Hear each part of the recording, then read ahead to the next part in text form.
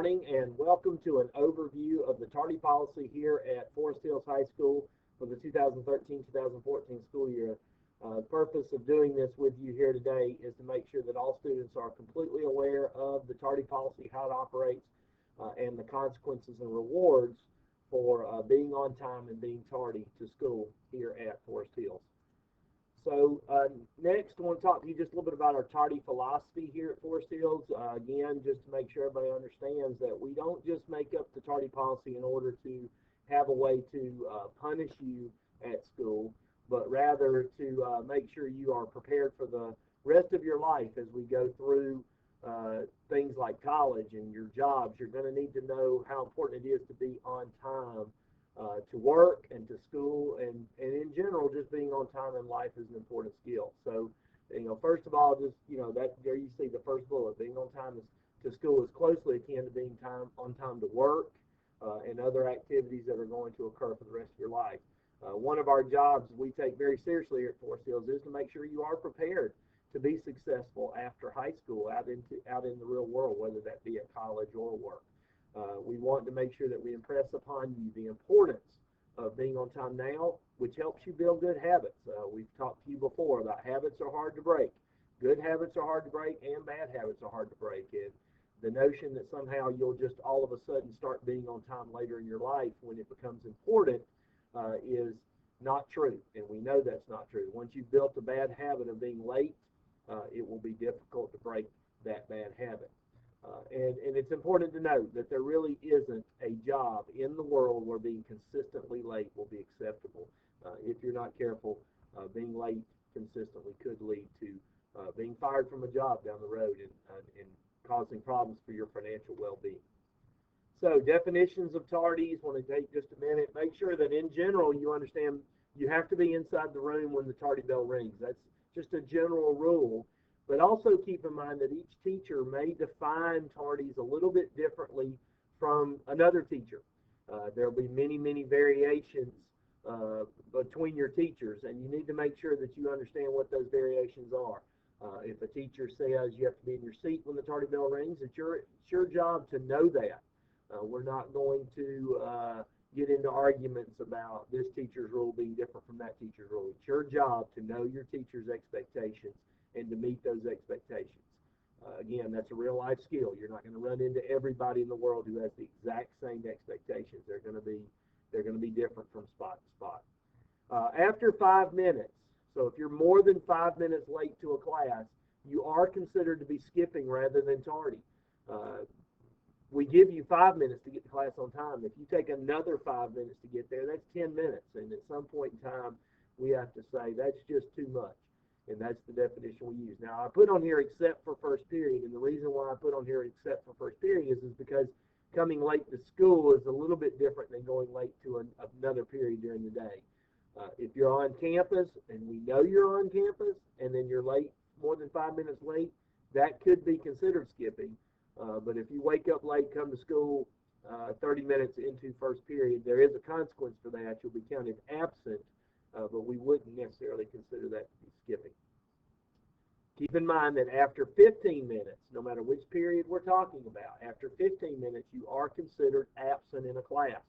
That is board policy in Union County Public Schools. So if you come in after 15 minutes, you'll be marked absent. And you could still be written up for cutting class, skipping class, because if you've been on campus and you've just spent 15 minutes out of class, that would be skipping as well as being marked absent. So those are a couple of important points to mention there. Tardy policy, each teacher is to record in Power School when a student arrives late to their class by marking them as late for that class.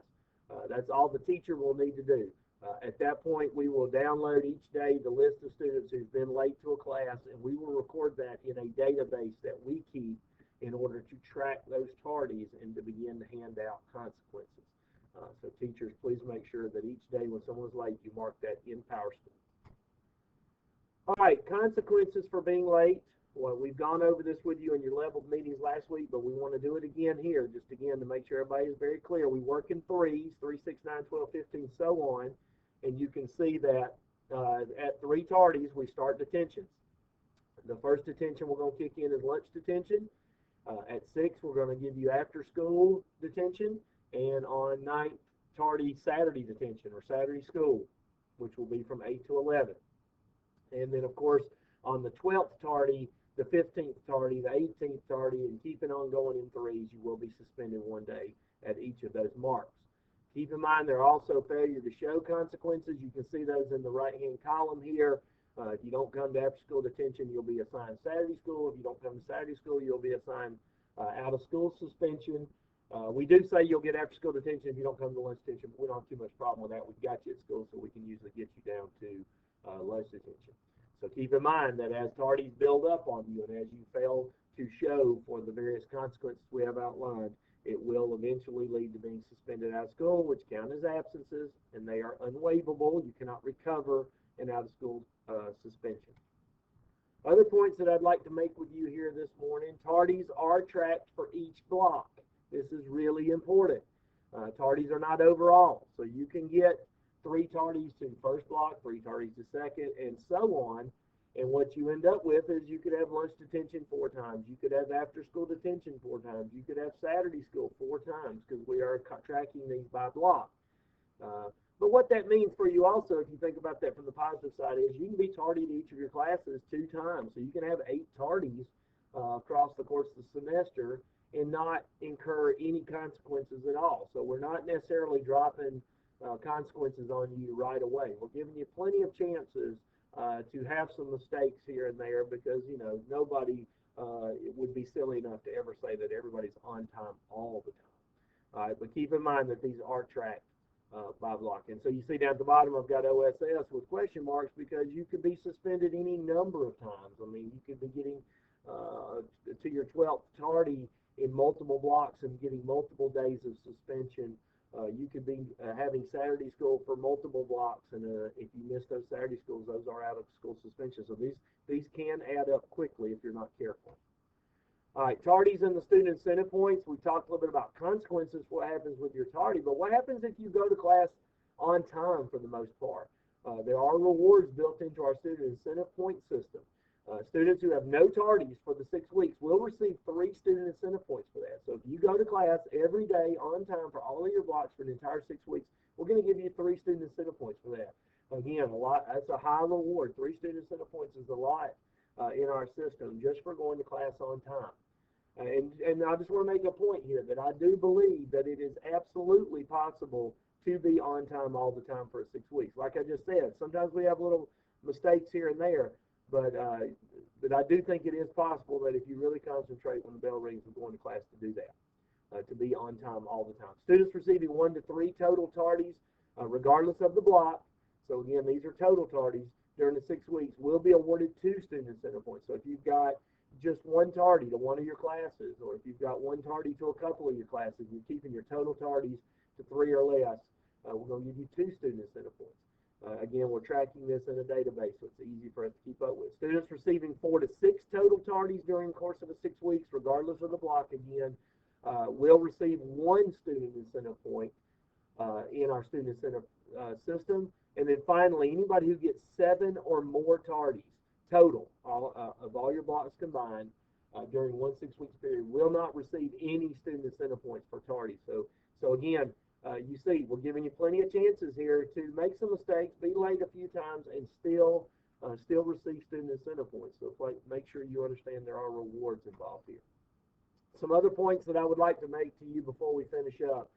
It is important for students to keep your relationships with your teachers positive and healthy. I say this to you all the time.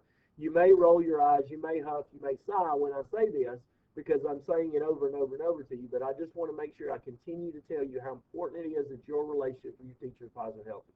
One thing that can irritate teachers and put your relationship with them in jeopardy is consistently coming into class late. Teachers, when they are interrupted in their teaching, it can cause problems for them. So it can bother them. So please make sure you understand that when you are continuously coming in late, you irritate your teachers, and this can cause them to, 1, be frustrated with you, but 2, they may think that you're not really taking their course all that seriously. If you don't even think coming to my class on time after I've warned you several times It just seems to me that you're not really taking my course seriously. That can be a problem. And also remember, it is the end of the semester when tardies really start to catch up with many students, and this can start to interfere with credit recovery. So I mean attendance recovery. So if you are needing to recover absences because you've been absent too much, or whatever it might be, after school detention is held at the same time as recovery, and so a lot of times you can't get to recovery because you've got to go to after school detention. Saturday school, you can't get here because you don't have a ride, and so then that causes you to be suspended, which again causes you to need more recoveries. So just keep in mind that it is often the end of the semester when this really starts to catch up with you, and that means from the very beginning you need to be paying very close attention to getting to class on time. The only other point I'll make to you before I finish up is that the number one cause, again, common sense, the number one cause of being late to class is stopping in the hallway to hang out or talk with your friends. Uh, I understand your desire to do that. Certainly was your age at one point in time, but just keep in mind that if you concentrate on going, 5 minutes is plenty of time to get to your class on time. If you stop, you hang out, you talk to your friends for that 30 seconds or that minute or that 2 minutes or whatever it might be, then you are much more likely to be late to class and receive a tardy, and those can add up to consequences. All right, I think that's all we have for you right now. We always, as we talk about this year, focus on your future. This is your future. It's not my future. It's not your teacher's future. It's your future. Focus on it. What are your goals? Think about those all the time. If you need some motivation for getting to class on time, think about what your goals are. Being on time is a great life skill, and we need to make sure everybody is understanding the importance of it. That's all I have for you. Have a wonderful day.